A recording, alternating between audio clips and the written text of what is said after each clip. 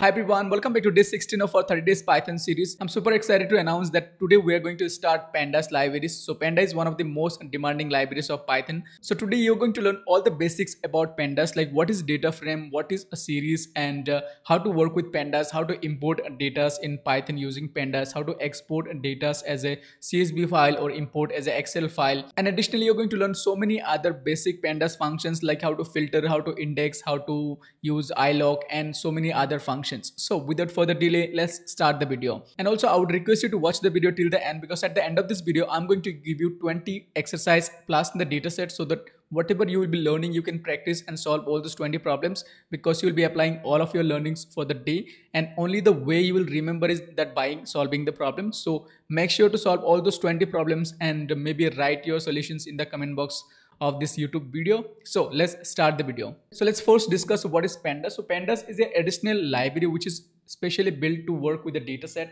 which is called data frame, and this is not Python inbuilt library. So that means you need to install this library in your Python workspace. Once you install it, then you can import the Pandas and then you can start working on it. Now if you want to learn more about Pandas, you can click on this. It's going to take you to the Pandas official documentation page from where you can learn more. So let's first see how to install Pandas. To install Pandas, you can go to terminal. We will go to terminal and make sure that you have created this virtual environment. Now I have already covered this topic in the day one, because if you have created this virtual environment, you would be able to see all the packages. So pip list, this is going to show you all the packages. So if you can see here, all my packages are here. Now I don't think I have Pandas. I do have NumPy, but I don't have Pandas. So we will need to install Pandas. Right now, one more thing I want to show you. So if you just type pwd, that's going to show you the present working directory. Now if you have not created this virtual environment, you may not see this present working directory. So make sure that your present working directory is this current folders. So for me it's day 16, because I have all the files in day 16 from where I will try to access it using relative path. If you have the files in another locations, I'm going to also show you how you can access file from another locations and you can import into your script. We will see that. Okay, so let's first see how we can install a Pandas. To install Pandas, you can simply write pip install Pandas. So that is going to take care of installing Pandas. You can see it is installing, so it should take just few seconds. You see it is now installed. Okay, now we would also need two more libraries, because we're going to work with the Excel data as well and CSV data as well. For Excel, you would also need something called pip install open PyXL. This is one of the library which you will need to import the dataset as a Excel or export the dataset as a Excels. You would also need something called XLRD. Okay, so these two libraries also you need to install it. So one is called OpenXL, OpenPyXL, and XLRD. So let's click on enter and you can see it has installed both the library. Now let's verify it. You can just say pip and you can say list. That's going to give you all the list, and let's see one by one. So let's see Pandas. Yeah, you can see Pandas is installed, and let's see OpenPyXL, it is installed. Let's check for XLRD. You can see XLRD installed. So all the libraries are installed. We just need to import in our script wherever we want to use Pandas. Okay, so let's go ahead and see how we can import it. So let's first import the libraries, then we will talk about the topic that we will be covering today. So to import it, you can just create a new cell maybe here, and I'm just going to say that import Pandas SPD. So we're giving a short name so that we can use this PD instead of using this Pandas bulky name. Okay, and I'm also going to install OpenPyXL to we work with Excels. Also import XLRD, because if you are working with the XLS file, so this XLRD is going to be here helpful. And if you are working with the XLS file, then this is going to be helpful. So we would just say for XLSX file. Okay, so this file which I have, for this I would need OpenPyXL, and if you have XLSXL file, then you would need this. Okay, it's better to import both. Okay, so let's go ahead and see the topic. So I would just run it, and it's now imported. If you want to see the version, so you can just type pd dot underscore v, and you just need to select this version underscore v version underscore. You can see it's 222, right? This is the versions. Even if you want to check version for which is called open pyexcels. You can check it, but again, not mandatory. It is already imported. So let's go ahead and see the topic that we will be covering today. So first we would learn about a data frame, like what is data frame from scratch. We would also learn about a series and the difference between series and data frame, because it is very important concept. We will see how to import a data from CSV file or from Excel file from this current directory, which is current folders, or from anywhere in this locations which is in this computer. Okay, then the next thing, we will see how to deal with import error. So if you are importing this Excel or CSV file, if there's an error, how do you handle it? And then we will see a filtering, like how to filter the data based on like specific conditions. Okay, then you would be learning how to sort the data, and then you would learn how to index the data. What is index? Again, we will cover that. And then you're going to learn which is called exporting back to CSV or back as Excel. So either you can save the data as Excel or save the data as in CSV. Okay, now here you would be learning a lot of things, like how we can select few of the columns and create a new data set, how you can basically select few of the rows and create a new data set. Like you would learn log and ilog. You would learn how to see the top 5 and the bottom 5. You would learn how to see info data types. Okay, all those things we are going to see.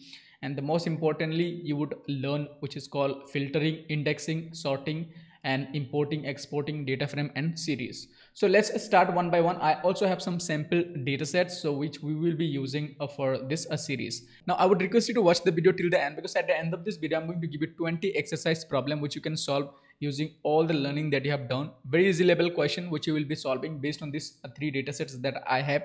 And once you solve this problem, it's going to be really easy for you to basically apply all this concept, and you're going to easily remember all this concept in the futures. Okay, so let's see one by one. Okay, so let's first learn about a data frame, and then we will be creating a data frame. Okay, now if we talk about a data frame and series, so let's go to maybe Excel file. So here you can see I have Excel file. Now if I talk about basically series is going to be basically, let me just name it called series. Okay, if I talk about series, so series would just have one dimensional data set structure, data structure in one dimensional. Okay, I can hold maybe here call maybe something called car brands, so maybe Ford, then maybe BMW, okay, then maybe Honda, okay, then maybe anything else, okay, Tata, all this. So this is just one series, right? So because I only have one dimensional values. Now this is called series because you only have the one dimensional data set, which is called one dimensional series data sets. Okay, so you can have it like as long as you want. Okay, now what is data frame? Now when we talk about data frame, so in the data frame you would have more than one, you would have more than basically one kind of dimensional data sets. Okay, you can say more than one dimensional data set because you would have a lot of other information. So it's kind of tabular format data, we can call it as a data frame. So you may have their kind of price, you may have kind of their kind of segment, you may have kind of their color, you may have brand origin. Okay, and you can have different values, okay, here, right? So now this is a data frame. If we have some values here, so you can say this is a data frame. Pandas, we call it as a data frame. Now if you see the series, is going to be just one kind of column data. Okay, that is about series and the data frame. Now let's go back to Python and let's try to create one of the data frame. Okay, as we have already imported Pandas, so we will be working with Pandas to create data frame, and we will create series as well. So I would just go ahead and say my keys are maybe iPhones, and in this iPhones I want to store maybe some models. Okay, that's going to be iPhone 12, that's one of the model. Then I would say iPhone 13, let's say iPhone 15. Okay, so now this is iPhone 15. Let's also store iPhone 16. Okay, now you see this is the key and this all are values. Okay, so they are kind of what, they are kind of different values. In one case I'm storing multiple values, so I need to store as a list. Okay, otherwise I'll be getting error. So now I see I'm not getting any errors. Okay, so as a Dict, this is my first key and this is my first kind of data, right? Now if you see, this is a series because why? Because this is returning one dimensional values. In iPhone I'm storing all these values. Okay, so it's going to be like one column values. Okay, so it's going to be something like this. If I just say iPhone, so iPhone 13, 14, or iPhone 12, whatever it is, iPhone 15, iPhone 16. Okay, now let's delete everything else so that you don't get confused. Okay, so this is this series. Okay, in the series you can only have one column. Okay, now when we talk about data frame, the data frame we can have more than one column, you can have multiple column, which is more than one dimensional. Okay, so here it is one dimensional only, it goes only down, but in this data frame it's a kind of tabular data where you will have multiple columns, multiple rows. Okay, so let's go ahead and kind of complete it. Right, this is a dict, so I can have as many as key and I can have as many as values. Okay, so I can have next keys and values. I would just create one more key called maybe price. Okay, let's change this p to maybe small letters, price, and in this price I want to store some price. So price are kind of, you can go ahead and say that maybe 799, that's the one of the price. Maybe for iPhone 13 again 899, for maybe iPhone 15 999, for 16 maybe 1299. Okay, random sum price 1 2 3 4, so 1 2 3 4. Okay, this is fine. You can store as many as keys, right? So we have already learned about how to create a dict, I think in the day 6 or 7 of this series. So I can go ahead and say let's add maybe something called release here. Okay, so this is my third key, and so keys are entered inside this quotes, and I would just give some random years here. So let's go ahead, and as I have more than one values, I need to put them in basically a list. Okay, so I would say 2020 maybe, then I would say 2021, 2022, 2023. Okay, so I think this is 2021, 2022, 2023, 2024. Now the reason I'm not putting them inside this quotes, because these are numbers. Okay, numbers you don't have to put inside this quotes. Okay, because these are text, these are numbers. So this is my one of the dict, right? I can save this in maybe something called data, which is called Apple data. Let's give a meaningful name called Apple data, right? So this is a very simple dict. We have already learned about dict. Now if you have not gone through maybe in those series, I would highly request you to go through all those series. Let me organize it so that you can kind of understand it more. You can relate it more. Okay, so this is a dict. You can see this dict has all these three key and they have all these values. Okay, if I now just go ahead and kind of show you that Apple data, and I can just kind of print it, you would see that I have this data. If you want to check the type, so I can just say inside this I can put it. You see it's a dict. Okay, now to create a data frame, to create a pandas data frame, you would need a data in this shape, which is called key and value pairs, like as a dict. Okay, then only you can create a data frame. Okay, so this is fine. Now we can use this Apple data to create our first data frame. To create a first data frame, inside it you just need to give your dict, which is called this Apple data. You can give this variable name, or you can just copy paste from here to here. Both way it is going to work. I'm going to show you. Okay, so let's execute it and you would see the results nicely formatted. Okay, so here if you see, I have this iPhone and this is iPhone 12, the price and the release here. Okay, so the most important things while you are creating data frame, you need to make sure that the values are the equals. Okay, so let's say here you have like, you know, three iPhones and the price cannot be kind of 4 or 5, so that's where you will be getting error. Okay, you can put null values, that's fine, but they must have the same values in this dict. Okay, you can see this data frame is created. We can give some nice name called maybe df Apple df. Okay, underscore df, and now I have basically stored everything inside this, which is called Apple df. Now this Apple df itself is a data frame, pandas data frame. Okay, you can see which is a data frame, the type of is showing as a data frame. Okay, so this holds all these values. So we have seen how to create a data frame. So that's one way. Let's create the second way. To create it second way, you just need to say maybe something called pt.data. Okay, data frame. Now the most important things what you need to remember is that inside this parenthesis you need to give your data frame. Okay, now the data frame must be as a dict shape. When we talk about dict, that means dictionary, that's going to be something like this. Now I can put the same values, or I can just give you some other examples so that you can understand. Let's say that we want to store something called maybe fruits and their price. Okay, so let's say that we would say fruits name. Okay, let's go ahead and give some fruits name here, and this is a key. So in this key I'm going to store some price. Okay, so some name. So these are going to be more than one, so I need to use a list, which is Here you can see I can use a list or I can use a tuple.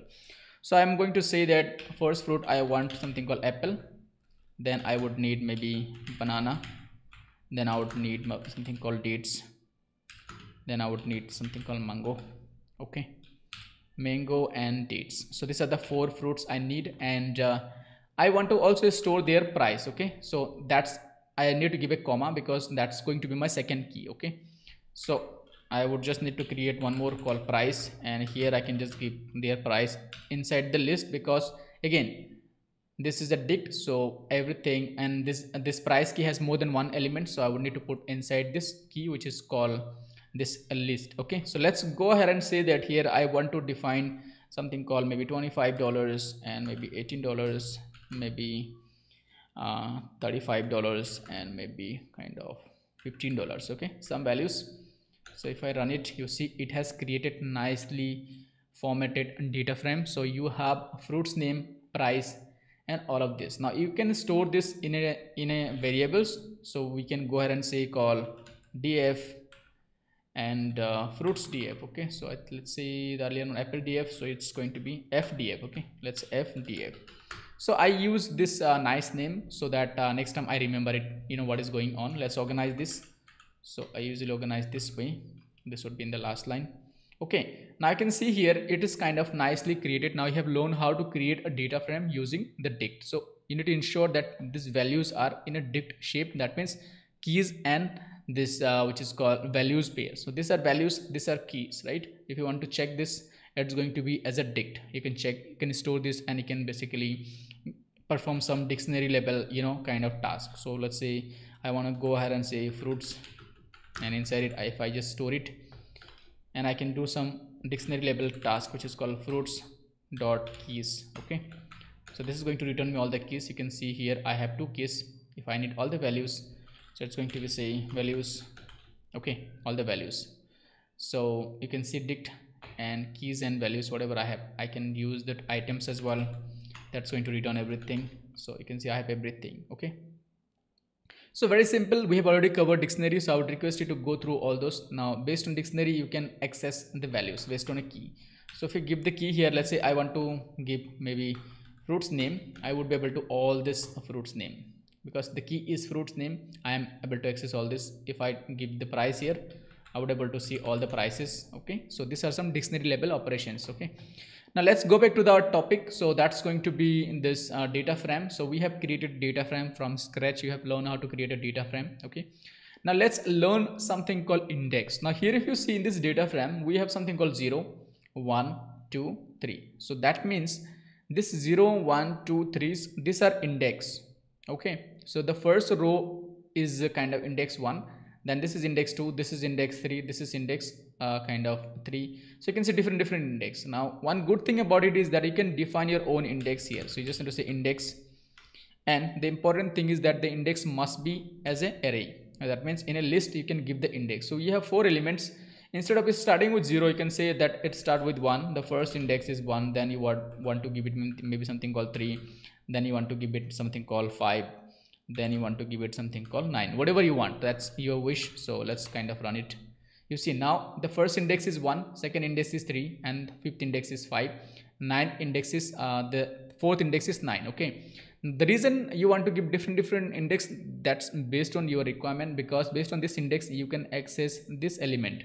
Okay, so one thing you need to ensure here is that if you have 4 rows, you need to give 4 index here. Okay, now you can create different variable outside, and then you can just give that variable name here. Okay, so that is one thing. Second, what you can do is that here you can change one of the column name as an index as well. That is also possible. Okay, so we will see that in the futures how to set one of the column name as an index. Okay, while maybe importing it, we can do that. Let's add a markdown call working with the heading for working with CSV data sets. So you can see working with CSV data, just a comment. So now let's see the one of the data sets. So I have a simple employee data set. So this is the data set. Name is very simple. It says called sample emp. Okay, now it's in the same directory. I have this Jupyter notebook which is day 16 in this folder called day 16. In this folders I have this notebook or note which is called day 16 script, and I have the file in the same directory. That is how we know, okay, all the files are in the same directory. If in case it is in the same directory, you don't have to use the path, you can simply use the name along with this extension. Okay, now let's go ahead and see the data set that we will be working first. That's going to be a CSV file which is called sample employee details. So let's click on here and you can see this is a CSV file. So I have ID, full name, department, salary and age, all these 5 columns in this data set. Now we will be first importing this data set. The way to import it, you just need to say pd dot read. Now you need to remember it, when you will be importing it, you need to say pd dot read, and you can see all the different options that is possible. You can see it here. Okay, you can read it from SQL database as well, you can read it from HTML as well, which is for web scraping. You can read it from Excel, CSV. So today we will be talking about Excel and CSV.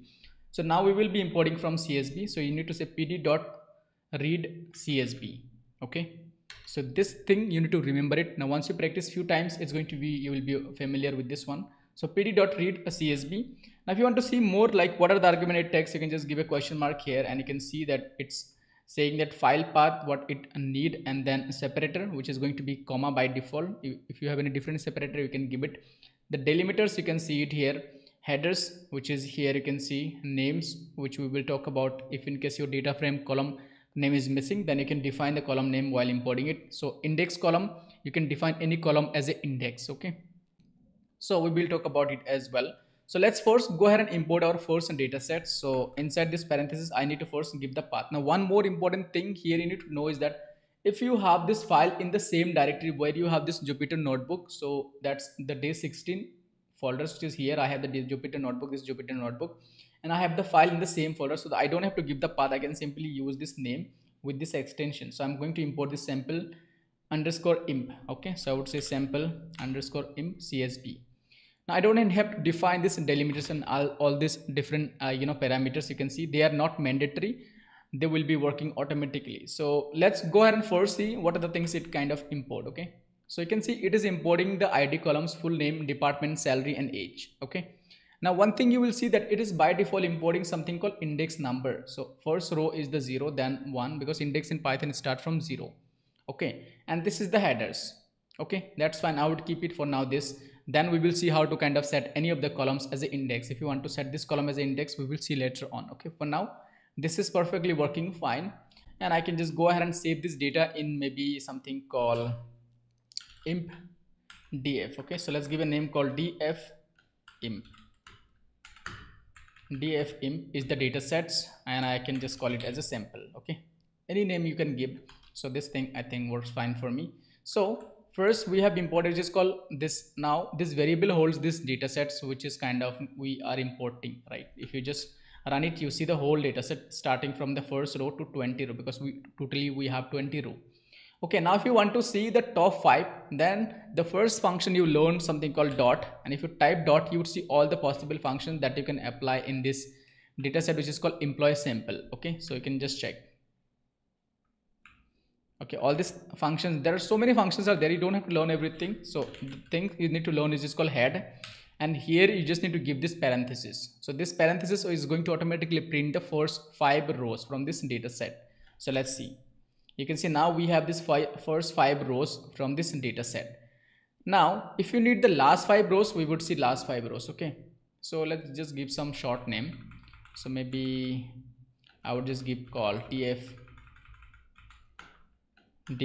imp. Okay, for now. So let's use this name df imp. So let's need to run it again. Okay, now we have kind of the same thing but as a short name, which is df imp. Okay, that's the head. You can see that this is the top 5. If you want to see the last 5, which is called tail. Okay, so tail, and you see this is the last 5, so starting from 16 to 28. If you want to access top 10, you can just write head, and instead of 5, by default it returns 5, right? If you don't define anything, it returns 5. Or if you want to learn more about it, you can just give a question mark, and you can see that what are the function it takes. Okay, it takes an int, you can give it as a 5. Okay, so like n rows, the first n rows, this n could be any numbers, 5, 10, 20. Okay, now you can also give the negative n as well, and that's going to basically start from the negative ways, and you can also give the slicing as well, like this. Okay, so let's first see if in case I want to access first 10 instead of 5, then you just need to give 10. You see now I have this 10, the first one is 0, so totally I have the 10 rows. You can give it 20. So now if you want to see all the columns of your table, because now we have a very small tables with only few columns, that's the reason we can see it. If you want to see all the columns, you just need to write df dot columns. Okay, now these are the few of the syntax which you need to remember. Again, by practicing it few times, automatically you would basically get it. So df means the data frame name, which is called df.imp columns. You can see I can see all the columns as the index, so which is called id, full name, department, salary, age. Okay, and the data types are set as an object. Okay, so that is how you see all the columns. Okay, now let's see two more things, which is called I want to see the info. So you can just write a df, which is data frame name dot info. Okay, so this info is going to return you the informations about the data sets. So you can just use this parenthesis here. So here you just need to use the parentheses. Now I can see this is showing each and every information. So it's saying that column, we have ID columns, we have full name columns, department column, salary column, and age columns. Okay, so in this informations you would be getting like the whole informations about the data sets. Okay, ID column is a not null, so that is non-null values 21, non-null values in the full name, non-null values here, so basically there is no null in all of this column. No column has any nulls. So age column has integers, which is called int, data type like numbers, and this ID, full name, salary, all these are object. So in here object means it's a text. Okay, so we call it object here, and int means it's a whole numbers. Okay, there is also one more way you can get it, which is called df.imp and something called d types. Okay, now this d type is going to return you data types of all the columns. So id, you can see it's an object, very clear, simple, nice results. Full name object, department object, salary is object, and age is int, and data types as object. Okay, now why we are getting like this salary as a object? Because we have a dollar sign. That's the reason automatically Python consider is a text data type. Okay, now one more important thing in info, you can see it is showing 21 entries. That means you have 21 records, and you can see it here, and that one is including the headers, and we have total 5 columns. Okay, so in infos you get the total entries and total columns. That's one of the important thing you need to note, and you see the data types of all the columns you see like this. Okay, now let's go ahead and learn about indexing. So indexing, if you want to see the data frame again, which is called df imp, and here if you see by default this is the index. Okay, which is called 0, 1, 2, 3, 4. Okay, so this is our index. You can set index this column as well, this column as well, this column as well, this column as well, this column as well. Earlier I have also shown you how you can give your own index. Okay, let's say I want to set this id as an index. So for that, what you just need to do, there is two ways. One is you can use something called dot set index, and you can just give your column name inside this, and the column name is going to be kind of id, so you can just give it here. That's one way to set index. We can check it. You see now this id column set as the index, and this is the column name for this. Okay, so this is one way to set index. The second way I'm going to show you, so let's kind of go ahead and run it again. Okay, so the second way, let's kind of see the data set again. So I've imported back. So this id we want to set as an index, so you can just give a comma here, and here you have options called index column. So you can give the index column, and the index column that is going to be what, this id. So you can just give id. So here if you want to see index column, you see it's kind of going to take a list. So here this id is the list of the columns. Now here I'm giving this id as an index, which is going to be for the first column. So let's kind of run it, and then we will see the data. So this time you see that index is gone. So now this id is the index, and these are the columns of this table.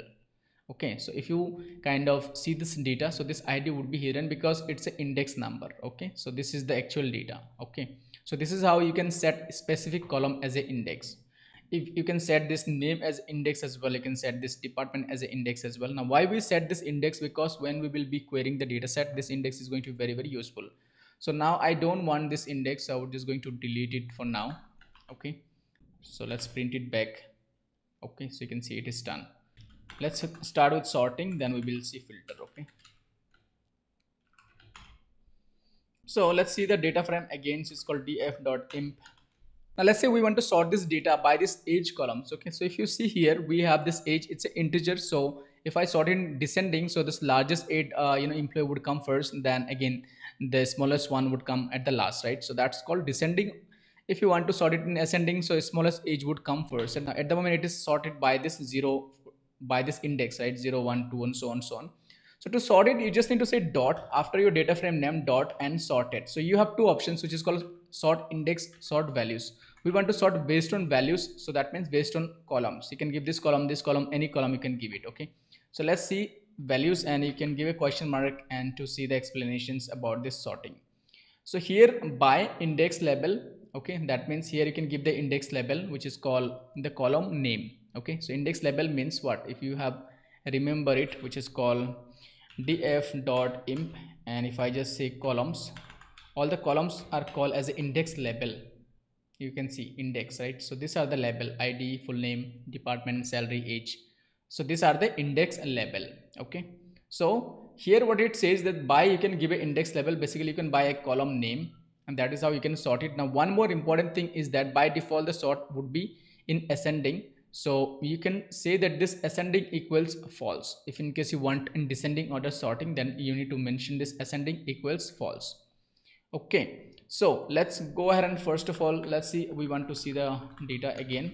We want to sort the data by this higher people age come first. Okay, so for that we would say sort values, and here you need to basically give by, and you can say by which column, which is called age.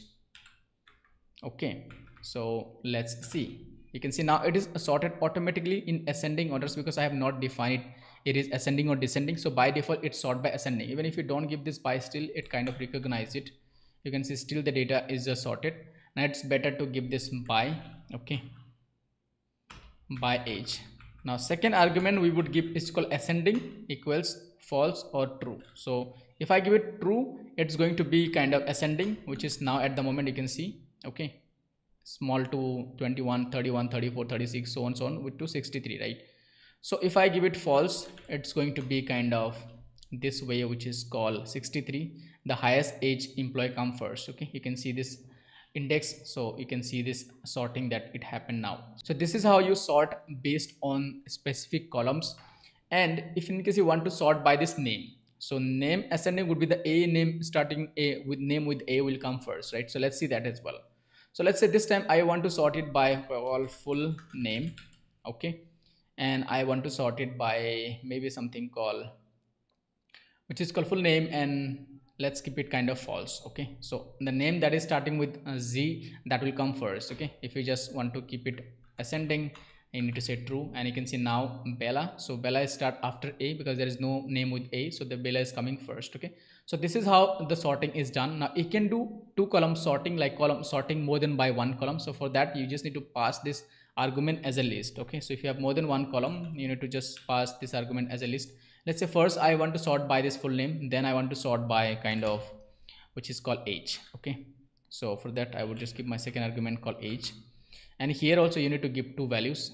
So for that, let's say you want to say something like this: ascending equals, so inside it you can say true and then maybe false. Okay, now I can see the first column, the full name, it is ascending as a true, so we can see Bella, and the second false is what for, which is called age. So for age we would see kind of the highest age first. So for first it is sorting by this characters, then it is sorting by the age. You can see it here. Okay, if you change it to kind of true, then you would see the small age would come first along with the small name. Okay, so this is how it is working, the sorting. This is how you can give multiple columns here and you can kind of do the sorting. Okay, so let's see now sorting by, instead of giving sorting by values, let's see sorting by index. Okay, so for that we can say df, which is our df.imp data sets. This time we want to sort by this index, so you can say dot sort index, and if you want to see the explanations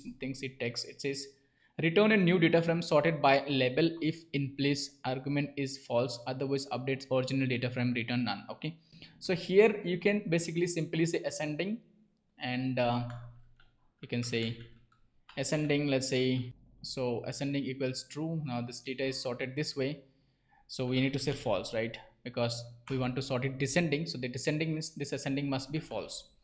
You can see now the data is sorted, which is 20, 19, 18, so on, so on. Okay, so this is how we do sorting using this sort index functions or sort value functions. Okay, so the next topic we have seen indexing, we have seen sorting. This time we will see filtering. Okay, now to filter the data, it's very important concept. You may get a little confused, so you need to pay your full attention here. Okay, let's go ahead and kind of see the data again. So we have the data which is called df.imp. Okay, so in this data we have the ID, full name, department, salary, age. Okay, now filter means what? You can say that I need those people who are greater than 50, right? So you would have only those employees who are greater than 50. So that means it's a boolean conditions that it has to satisfy, then you get the data, right? Once the condition satisfied, then you get the data. You can sort the data based on, you can say the ID must be this, or you can sort the data maybe by saying the department must be IT, or you can combine to maybe department IT and this maybe age more than 50. Okay, so you can combine that way as well. Let's first see how do you select a specific column. If you want to select a specific column from this data set, you can just give this quotes. Inside this you can see all the columns are there. If I only want to see this full name column, I would see something like this. I have the full name column along with the index. Let's see all the columns. Okay, so df imp dot columns. Okay, now if you need more than one column, one more important thing which you need to remember is that you need to put all the columns inside another list, which is inside this square brackets. Okay, here you need to kind of put all the columns which is going to be inside another list. Okay, so here you need to put all the columns. Okay, so if I just give you like this way, let's say I select simple this way. Let's say I need this full name to this age. Okay, it's going to give me an error. You see, now I can see I'm getting error because you cannot define this columns inside this one square brackets, because it is going to return a series. Now if you need a complete data frame, the data results as a table, so you need to put kind of two square brackets. So this is what you need to remember. Okay, so you see now I can see full name, department, salary and age. Okay, if I don't need maybe this salary for now, I can just delete that one for now. Okay, I have this data which is called full name, department and age. Okay, so this is how we select a specific columns. Okay, so I'm just going to save this one, something called df. Okay, now this df has basically all this data set which is called full name, department and age. Okay, let's now learn how we can filter the data. Let's say I only want to see, there's a problems, I only want to see the people who are more than 50 plus age. Okay, so for that, you know that I need to use this column to do my filters. Okay, so I can go ahead and say that here something like this in df, and I select this column which is called age, and I can go ahead and say it's greater than what, greater than kind of 50. Okay, so as soon as I execute this query, it's going to check one by one row. First row, is it greater than 50? No. Then it's going to return me something called true or false. So for each row I would have a nice result. So if you see true, false, true, false, true, false. Okay, so wherever it is kind of true, that means that age for that row, the age, you can see the row is kind of 2. For that row, the age is more than 50. Okay, so this is kind of returning me a boolean values. Okay, now this boolean values we can use in filtering. So what you just need to do is that you can just go ahead and say I need df of this. Okay, so if you now run it, you see the results. Okay, the way you remember it is very simple. You can just go ahead and say df. Okay, if you need the data to be filtered by this column which is called age. Okay, so you can simply go ahead and put the age column inside it. Okay, and you can put your conditions whatever you want. Let's say you want greater than 50 or greater than maybe 55. Okay, so this is your conditions, right? So you need to remember it here. This is your conditions. This returns the boolean values, like it's a true or false. For each row you get true or false. If you execute, I have already shown you, right? Now this filter, you can use it in the data frame. In the data frame you can say, hey, I only need this. So the way you put it is that inside this diff which is called data frame, you are basically putting these conditions which are returned true or false. So that's how you get the results. Now you can see I have all these results. Okay, now the way you remember it is very simple. Outside it has to be data frame, and this inside result must be a boolean values which is called true and false. Okay, now let's see if in case you need two condition filtering. Let's say you want to filter the data where this department is maybe finance and the age may be something called more than 50. Okay, or maybe more than 60. Okay, so that is what you need two conditions this time. So let's see the data frame again. You see, then the data frames, I have name, department and age. This time I don't need one conditions, I need two conditions. One is this department must be finance and age must be greater than 60. So if you want to see the department finance, for that you can say df of maybe department, and you can say equals. So this time I'm comparing with something called finance. Okay, so let's see how many true we get. So spelling must be correct. So we have 1 true, 2 true, 3 true. So 3 true we have at the moment. So that means 3 data sets we have where the department is finance. Okay, so this, if I just put the df, okay, inside df, if I'm filtering based on this, because this is returning true false boolean values, I get only these 3 employees. Okay, so all they are from finance, and you can see this 2 employee have age which is more than 60, which is called 63 and 62. Okay, now our condition was very simple. We had to find out all the employees. Okay, so let's write in conditions, all imp who from finance and age greater than 60. How do you do filter with more than one column? So it's a very easy approach. Okay, so for that, what you need to do is that you just need to combine your conditions. So this is your first conditions, which is called df department equals finance. So put that inside a kind of tuple. So each condition must be inside a single tuples. Okay, and that, so this is one of the tuples. You can see, you can just give what is your next conditions, right? Now here we need all employee who are from finance and age above 60. So that means we are looking for both condition must be true. So the employee must be from finance and the age must be greater than 60. So we need two conditions. So we will be using, usually we use n logic here, but here the sign is, which is called this n, which we have again covered in the day one. This n means, which is called both condition would be true. Now or sign is, you use this bar, which is called this bar for or sign. For n sign you use kind of this n sign. Okay, let's go ahead and let's see how we can kind of select the two filtering now. So you're saying n, that means here you are going to put one more condition. So what is your second conditions? The second conditions, you want something like this, right? So the boolean values you need to put. So that's going to be from here to that's going to be from here to here. Okay, so this is your first one, and the second one again inside another brackets. So you need to make sure that individually this is also working and individually this is also working. So you see, I'm not getting any typo error because this is inside my first tuple and this is inside my second tuple, and I'm using this n logic. So that is going to ensure that both the conditions are true. If in case this return any true or false, then only I get the data set. So let's run it, and I need greater than, not 50, greater than 60. Okay, all right, so now you can see we have one employee which is greater than 60, and here we have the second employee which is greater than 60. So what you have learned is that how to filter based on two conditions. So this is one conditions and this is one condition. So the both condition must be inside this single tuples, and then I can add this sign. If I just use this or sign, then I would have all those employee who are either greater than 60 or they are from finance. So I have kind of combinations of everything. So I hope you know already the difference between n or sign. Okay, so that's fine. Now let's go ahead and kind of see, you have seen how to use filter using one columns, how to use filter on multiple columns. Now we will see our next topic, which is going to be this called log and ilog. Okay, and let's first see what is log and what is ilog. So let's write down a command call here, log and ilog. Okay, now the easy way remember it is that you can see you are filtering and you are getting the data, that's fine, right? But what if you need one row based on an index? Okay, let's say we have the data which is called df, and here we have all this data, right? Let's say I only need these data sets where this index number is 10. Okay, or maybe I need the data set from this 10 to kind of this 15.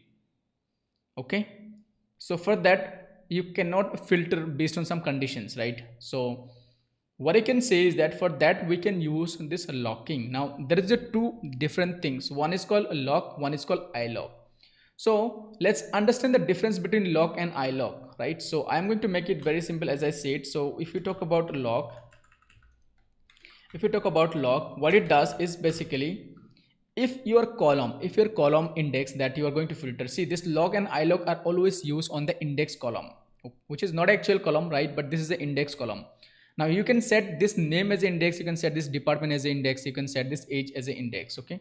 And then based on that you basically look for that values, okay? So this log is only used when your column is basically a label data, like it's a name or text and data, okay? But if your column is an integer data, which is a number data, then you would use ilog. Otherwise, if it is a text data, which is a label data, then you would be using log, okay? So this L, by this L you would remember it is for label column, which is, you can say something called name column index, okay? Name column index, that's for log.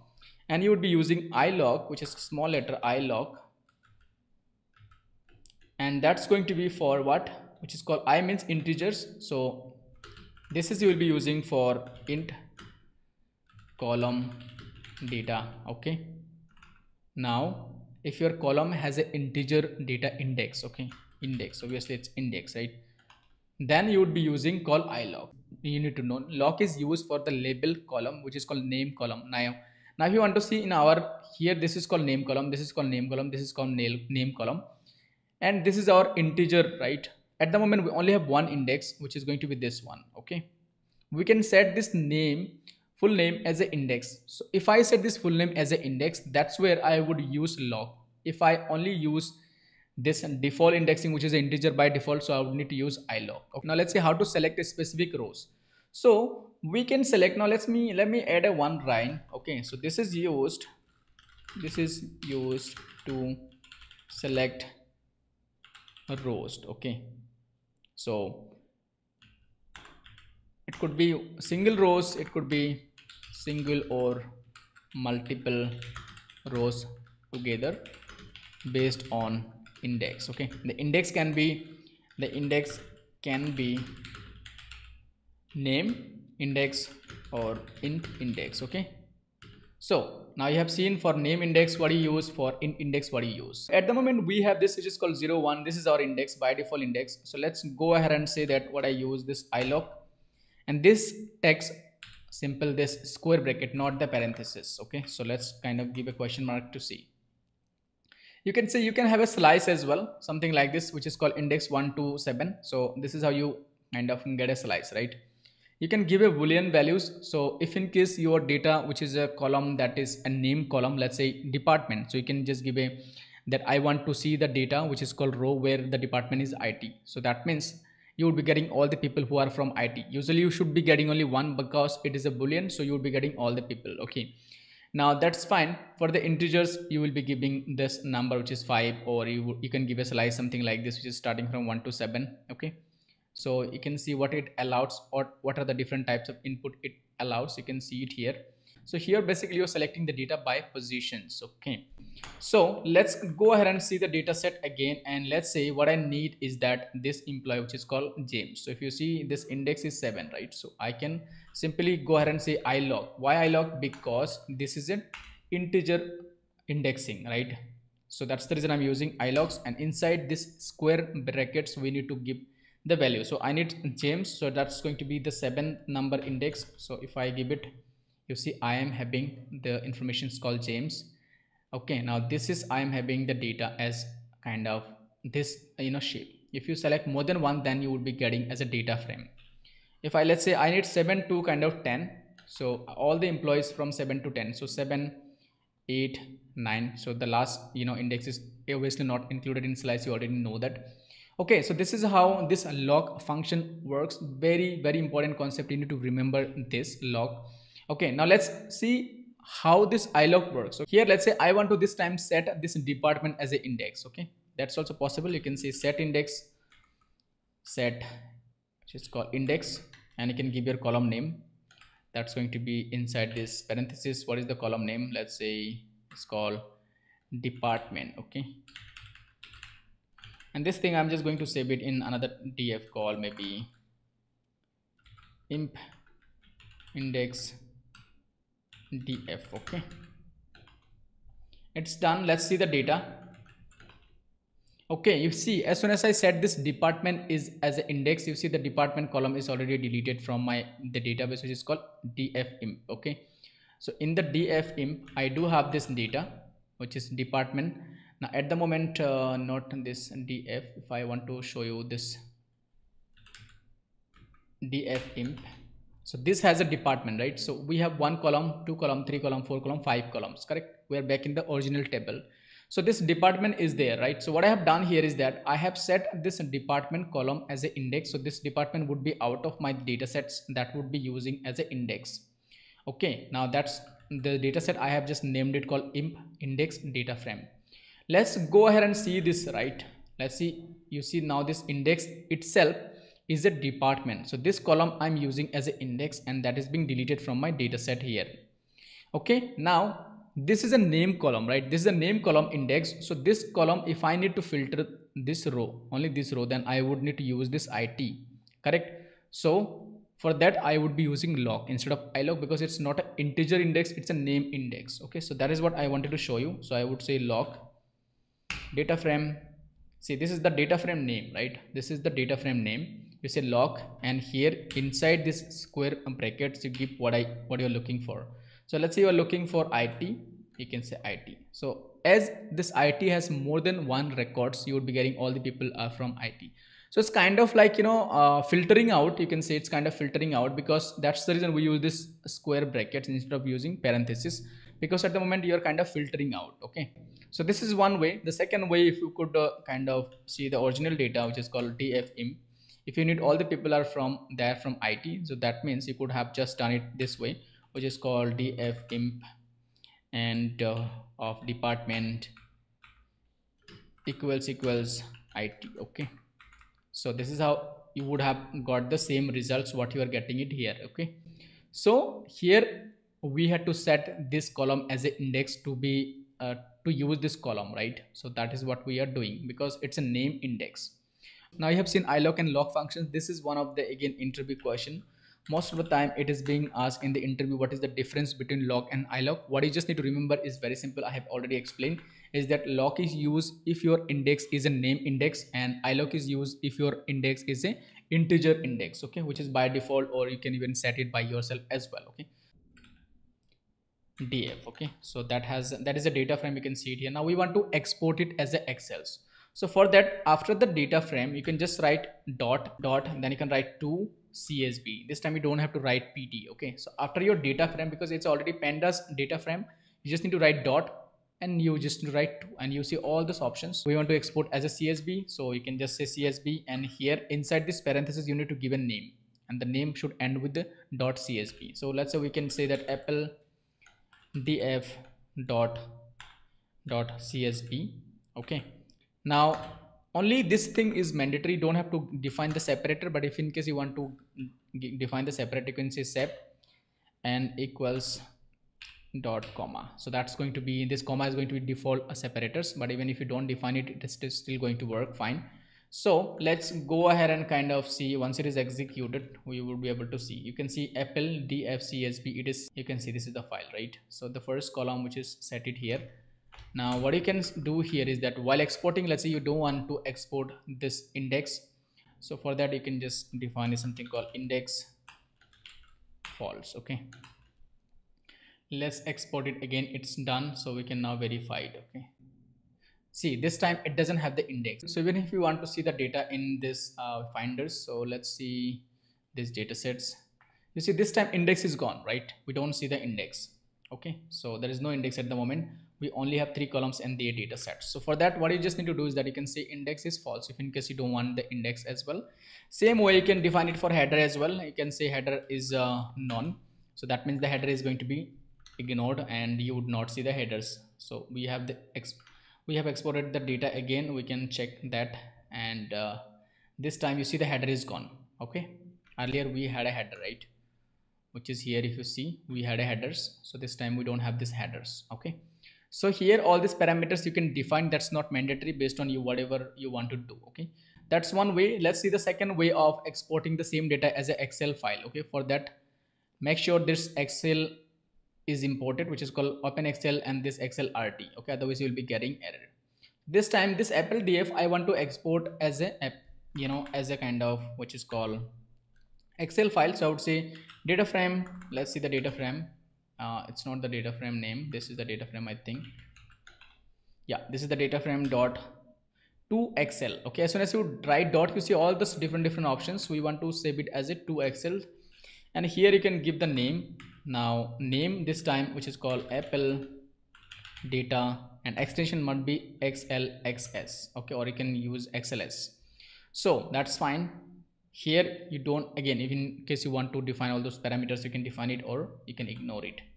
Okay, so there is a typo which is called XLSX, right? Not XS, it's SX. Okay, perfect. You can see now Apple data CSV Excel file is kind of created. Let's see, which is called this one. This time I have the data as an Excel file. Okay, right. So this is how you export the data set as a Excel and as a CSV file. All right, that's it for this video, guys. Thank you so much for watching the video till the end. Now I'm going to show you the exercise which you can do to kind of master all this concept, whatever we have learned today. So this is the exercise file. It has 20 problems based on this different data set which I'm going to add in my GitHub. So you can go through all this problem and try to solve by yourself. If you stuck with anything, you can let me know in the comment box so that I can go ahead and help you. And tomorrow we will be solving all these 20 problems, and then we will continue with our next topic. That's it for this video, guys. Thank you so much. Have a good day. Take care. Bye bye.